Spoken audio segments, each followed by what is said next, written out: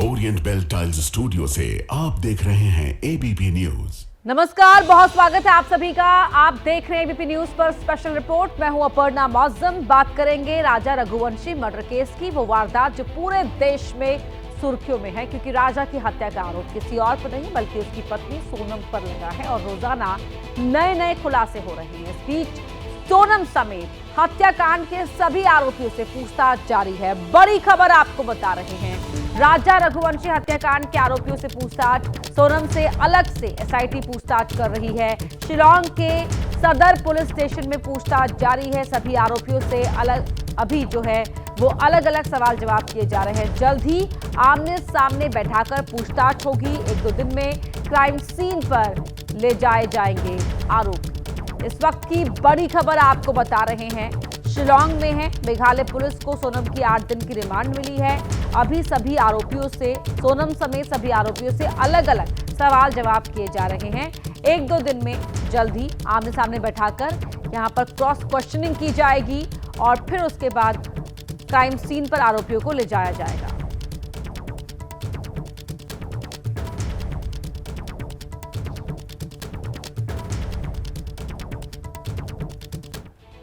तो सोनम और बाकी सभी आरोपियों से पुलिस अभी अलग अलग पूछताछ कर रही है, लेकिन जल्द ही उन्हें आमने सामने बैठाकर सवाल जवाब किए जाएंगे। क्राइम सीन पर ले जाया जाएगा और उसके बाद हत्याकांड से जुड़े सारे राज सामने आ जाएंगे। जैसा हमने आपको बताया कि सभी आरोपियों को पुलिस की हिरासत में शिलांग के सदर थाने में रखा गया है और वहां से एबीपी न्यूज को आरोपियों की एक्सक्लूसिव तस्वीर मिली है, जो आप टीवी स्क्रीन पर देख रहे हैं, जिसमें सोनम का कथित प्रेमी और आरोपी राज नजर आ रहा है। इसके अलावा आरोपी विशाल चौहान, आकाश राजपूत और आनंद कुर्मी भी इस तस्वीर में नजर आ रहे हैं। ये चारों आपको दिखाई दे रहे हैं। राज कुशवाहा समेत ये चारों आरोपी, आनंद कुर्मी, विशाल, आकाश राजपूत, इन तस्वीरों में आपको दिखाई दे रहे हैं। ये थाने के अंदर की तस्वीर है।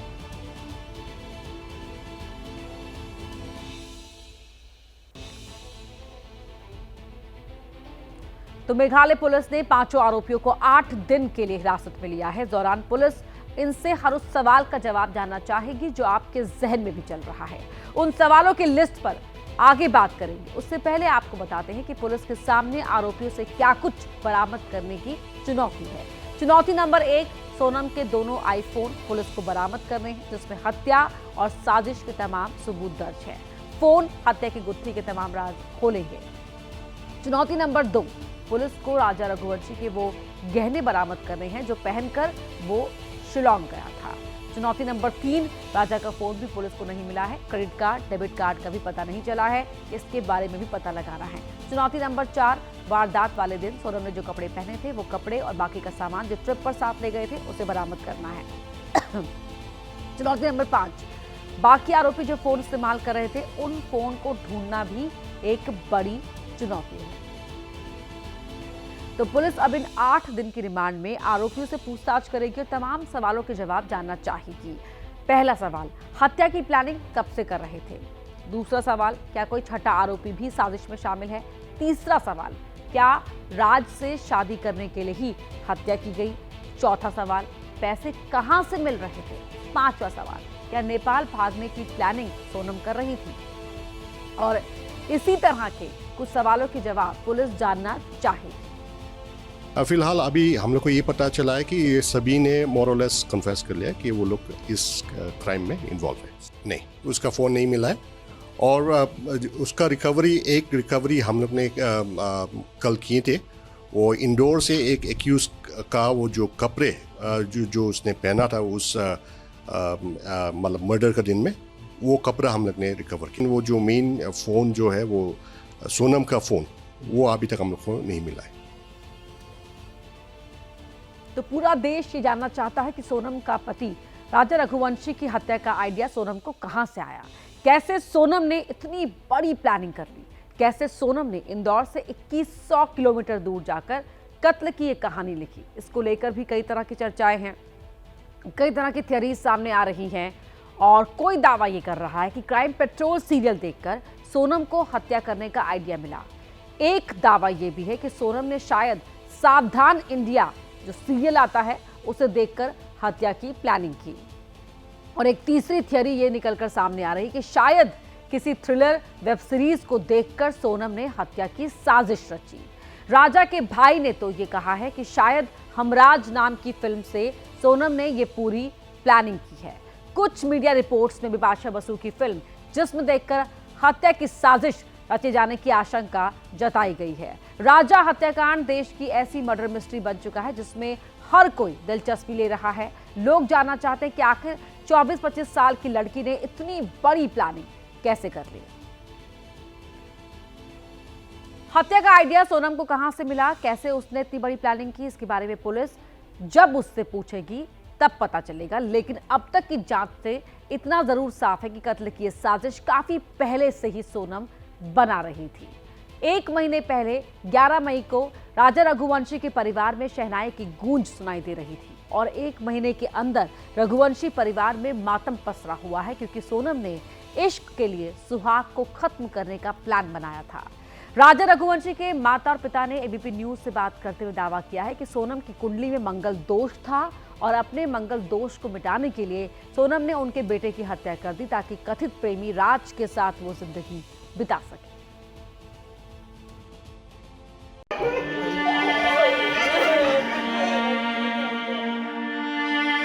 एक तरफ वो माँ है जिसने अपने कलेजे के टुकड़े को खो दिया,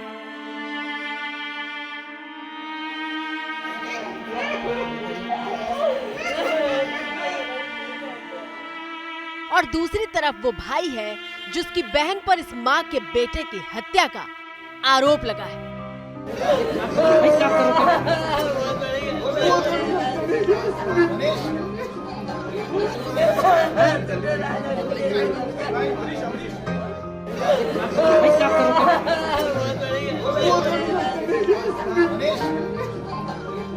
दोनों एक दूसरे से लिपटकर रो रहे हैं। माँ कह रही है कि बेटे की शादी करके गलती कर दी और भाई हाथ जोड़े माँ से माफी मांग रहा है। मैं कोई होता नहीं हूँ परिवार से माफी मांगने वाला, तो मैंने माफी तो मांग ली है, मगर इस परिवार ने एक बेटा खोया है और जो मैंने लड़की दी थी उस लड़की की जगह पे मैं इस परिवार का हिस्सा हूँ, उससे रिश्ता हमने तोड़ दिया है और इस परिवार का हिस्सा मैं हूँ और आज से सभी चीज़ें मैं करूँगा उसके खिलाफ, क्योंकि राजा मेरा बहुत प्रिय था।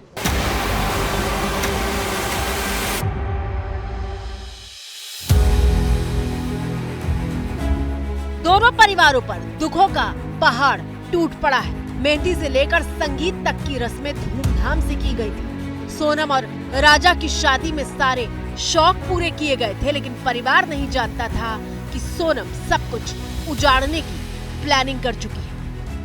सगाई के बाद वो खुश थी और 2 महीने तक हमारे यहाँ शादी की शॉपिंग चली है। सोनम दोषी है तो उसको है ना डायरेक्टली फांसी पे चला दिया जाए। सोनम दोषी है तो उसको है ना डायरेक्टली फांसी पे चला दिया जाए। आसान नहीं होता जिस बहन को बड़े अरमानों के साथ दुल्हन बनाकर घर से विदा किया हो, उसी के लिए एक भाई मौत मांग रहा हो। अगर पुलिस ने बयान दिया है और सोनम ने कबूल कर लिया है तो इसके पहले मैं आपसे बोल चुका हूं कि सोनम गुनहगार है इसमें। सोनम को हम बाइकआउट तो कर रहे हैं, मगर मेघालय हम जाएंगे, राजा की तरफ से लड़ने जाएंगे। सोनम और राज कुशवाहा एक दूसरे से प्यार करते थे और दोनों की ये पहली तस्वीर सामने आई है जिसमें वो हंसते हुए दिखाई दे रहे हैं। हम कभी नहीं सुना, नहीं हम कभी नहीं सुन। जब कभी वो फोन लगाती थी बस ये बोलती थी कि वो गाड़ी आ गई है, उसमें ये भरवाना है, वो भरवाना है और जल्दी आया करो, बस वो ऐसे बोलती थी। राज कुशवाहा 2 साल से सोनम के पिता की फैक्ट्री में काम कर रहा था और मैनेजमेंट की जिम्मेदारी संभालता था। हम दोनों का कुछ रिलेशन था। ये हमें कुछ नहीं मालूम, भगवान किसकी कसम का है, कौन दे बता। जो सत्य का जो मानते करते हो हमको वहाँ लेकर के चाहा दे, हम उनकी कसम खा के बोलेंगे कि हम कभी ऐसा नहीं सुना, हमारा बच्चा कभी ऐसा नहीं करा। सोनम का परिवार और राज का परिवार दोनों दावा कर रहे हैं कि सोनम और राज कुशवाहा के बीच प्रेम संबंध जैसी कोई बात नहीं थी। वो परमानेंटली हमेशा 24 घंटे सिर्फ दीदी दीदी बोलता था और दूसरा राखी बांधते थे ये 3 साल से, और मेरे खुद घर में हम दोनों साथ में बैठ के राखी बंधवाई है।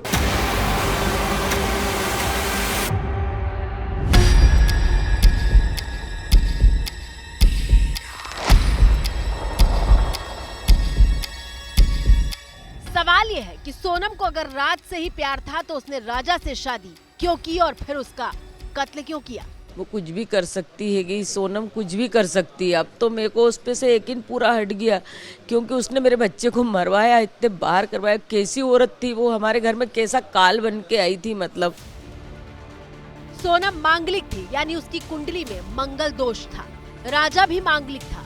हिंदू धर्म में लड़का या लड़की अगर मांगलिक हो तो शादी भी मांगलिक से कराई जाती है। राजा के माता पिता के मुताबिक सोनम ने अपनी कुंडली का मंगल दोष मिटाने के लिए पहले शादी की और फिर हत्या। मंगल चक्कर भी थी कि एक को मरवा दूंगी तो मेरे को भी दोष हट जाएगा, तो मेरा जो प्रेम से शादी कर लूंगी। पॉइंट पे पॉइंट बात वाली, अंदर आदमी से देखता ना ये तो। मंगल की वजह से ही उसने, सोनम ने राजा की हत्या की। और सारी गलती तो उनके घर वाले की है, क्योंकि जब उनको मालूम था राज के बारे में तो उनने किसी के लड़के को क्यों फंसाया। मतलब उनको उससे शादी करवा देना था ना उनकी लड़की की, या तो बोल देते तुम मर जा, भाग जा, मगर हमारे मुंह पे ऐसा कालंग मत पूछना। शिलांग में राजा रघुवंशी को मौत के घाट उतारने के लिए सोनम ने एक नहीं दो प्लान तैयार किए थे। दोनों ही प्लान के बारे में हमने कुछ देर पहले ही आपको जानकारी दी थी। 22 मई को सोनम राजा रघुवंशी को डबल डेकर ब्रिज पर लेकर गई थी।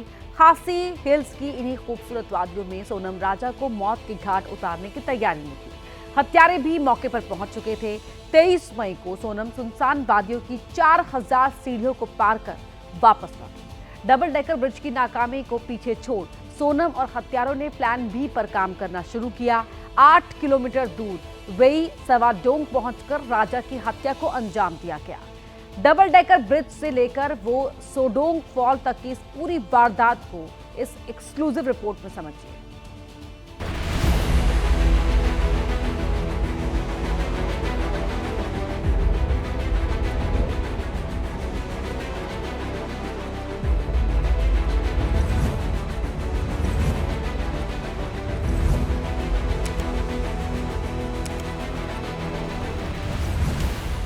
ढाल वाले पहाड़, गहरी गहरी घाटियां, बारहमासी नदियां और भव्य झरने। नैसर्गिकता का ये विहंगम दृश्य मेघालय की खासी हिल्स का है, जिसे प्रकृति का स्वर्ग भी कहा जाता है। लेकिन किसे पता था 22 और 23 मई को ये स्वर्ग साजिश की सीढ़ी साबित होगा। खासी हिल्स की यही वो खाई है जिसने 23 मई को राजा रघुवंशी को मौत की साजिश में धकेला। इन्हीं घने घने जंगलों में दफन है राजा रघुवंशी की साजिश के सबूत। राजा रघुवंशी हत्याकांड की इन्हीं कड़ियों को जोड़ने ग्राउंड जीरो पर पहुंचे एबीपी न्यूज संवाददाता मनोज वर्मा। शिलांग का ये वो वीडियो है जिसमें राजा रघुवंशी आखिरी बार नजर आया था। वीडियो में सोनम भी दिख रही है, जो फोन के जरिए किसी से संपर्क कर रही है। कुछ देर बाद राजा और सोनम स्कूटी से खासी हिल्स की तरफ निकल जाते हैं। एबीपी न्यूज पहुंचा है चेरापूंजी के मावल ख्यात में। ये वो जगह है जहां पर राजा रघुवंशी और सोनम ने अपनी स्कूटी पार्क की थी। ये वो जगह है, ये वो पार्किंग है जहां पर स्कूटी को पार्क किया गया था और यहां से फिर वो डबल डेकर ब्रिज की तरफ चले गए थे। खासी हिल्स पहुंचने वाले पर्यटकों का डबल डेकर ब्रिज पहुंचना आम बात है, लेकिन सोनम ने यहां पहुंचने के लिए आम रास्ता नहीं चुना। उसने सुनसान, खराब और लंबे रास्ते को चुना। एबीपी न्यूज संवाददाता भी उसी पड़ताल में डबल डेकर ब्रिज पहुंचने के लिए दुर्गम रास्ते पर निकल पड़े।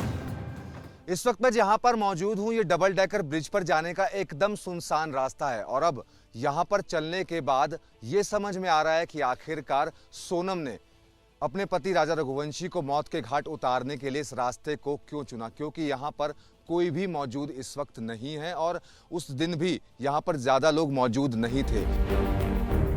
22 मई को सोनम और राजा ने डबल डेकर ब्रिज तक जाने के लिए गाइड हायर किया। खासी हिल्स की इन्हीं कंदराओं से कई हजार सीढ़ियों का सफर तय कर सोनम और राजा डबल डेकर ब्रिज पर पहुंचे, जहां एबीपी न्यूज को साजिश के नए तार मिले। साजिश के तहत सोनम अपने पति राजा रघुवंशी को लेकर इसी डबल डेकर ब्रिज के पास पहुंची। हम भी ट्रैकिंग करते हुए यहाँ पहुंच चुके हैं और जब हम यहाँ पहुंचे तो हमें पता चला कि यहाँ पर जो भी कोई शख्स अंदर जाता है तो उसे बाकायदा इस रजिस्टर में एंट्री करनी होती है और एक पर्ची भी लेनी होती है, जिसके आपको 50 रुपये देने होते हैं पर पर्सन के।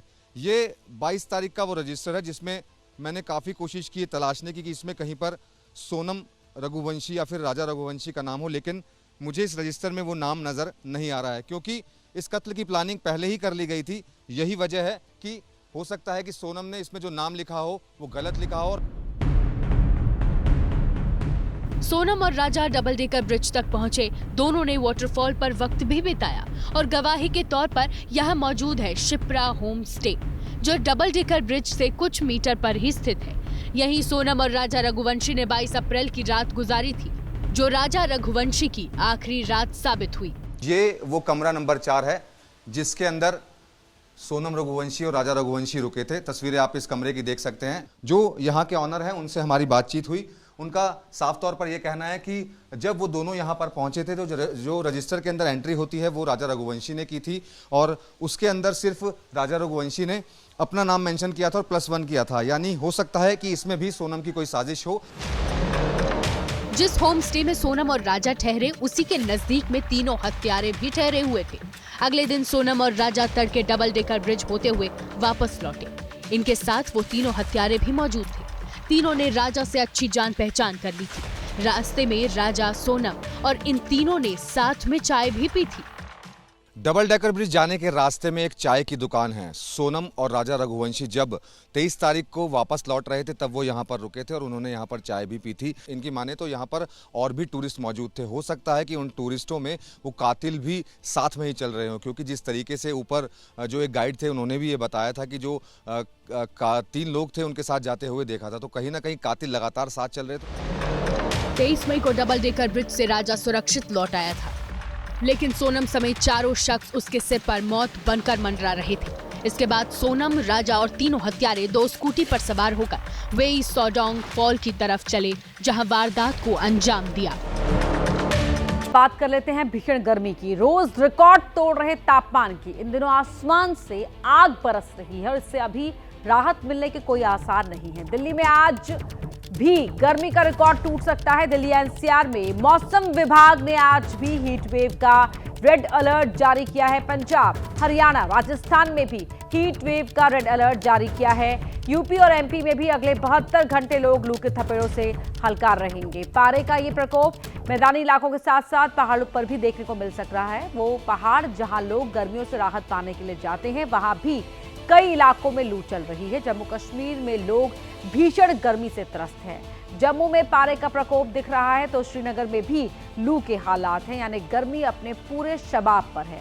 न मैदान छूटे हैं और न पहाड़। तो देश में रिकॉर्ड तोड़ गर्मी पड़ रही है। घरों में फुल टाइम एसी चल रहा है। रात में 22 पर तो दिन में 20 या 18 डिग्री पर।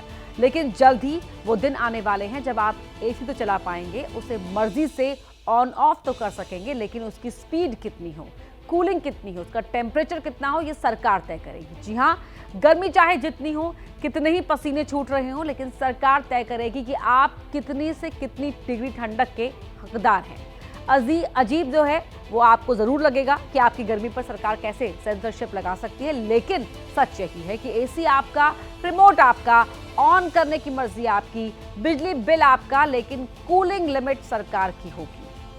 गर्मी में बढ़ती बिजली डिमांड, देश में बिजली प्रोडक्शन की लिमिट, आपके भारी भरकम बिजली बिल और आपकी सेहत, इन सभी का ख्याल करते हुए ही सरकार ने फैसला किया है कि आपके एसी रिमोट पर अब उसका कंट्रोल हो। स्टैंडर्डाइजेशन, टेम्परेचर स्टैंडर्डाइजेशन, ये भी एक नया प्रयोग, नया एक प्रावधान ये किया जा रहा है। इसको बहुत जल्दी लागू करने जा रहे हैं।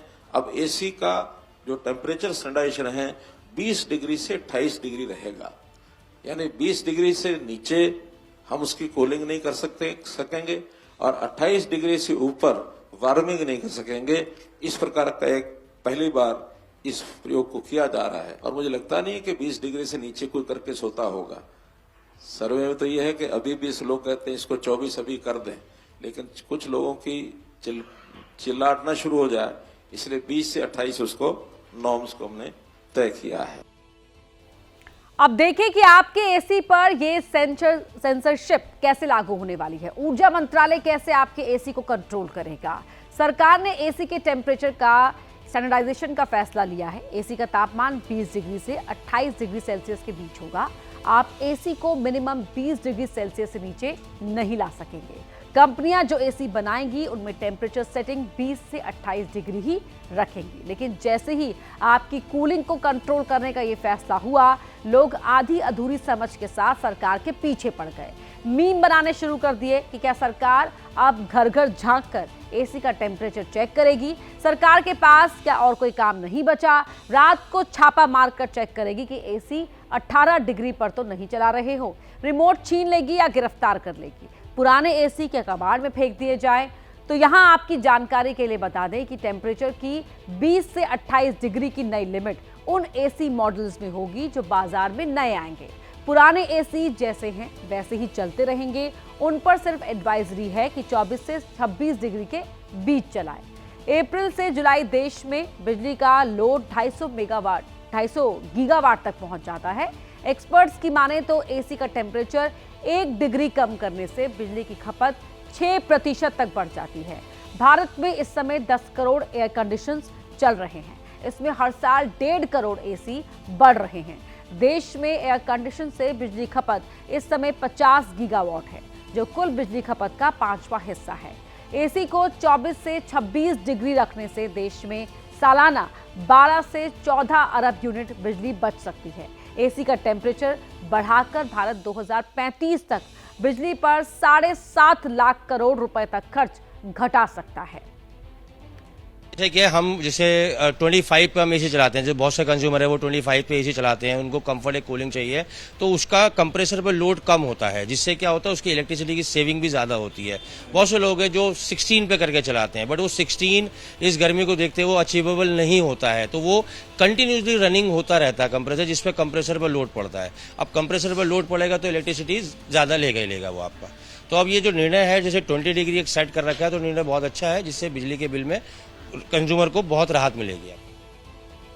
और ऐसा नहीं है कि भारत में कोई नया प्रयोग हो रहा है। दुनिया के कई देशों ने एसी के टेम्परेचर का पहले से ही स्टैंडर्डाइजेशन कर रखा है और बिजली की बचत की जा रही है।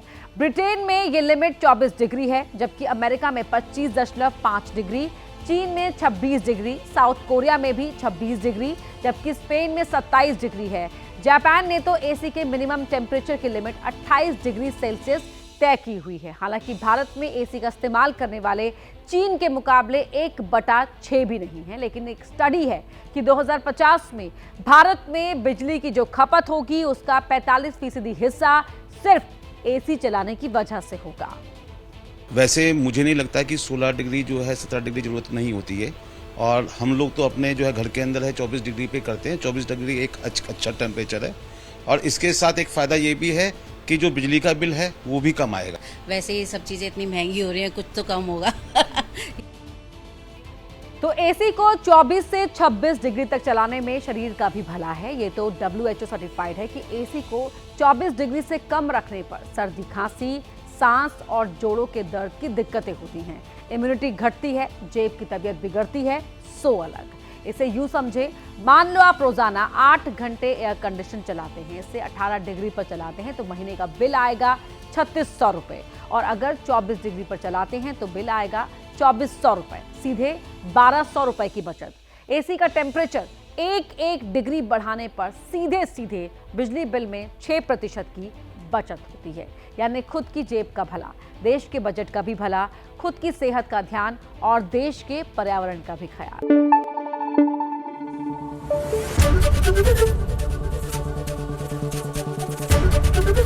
ABP न्यूज आपको रखे आगे।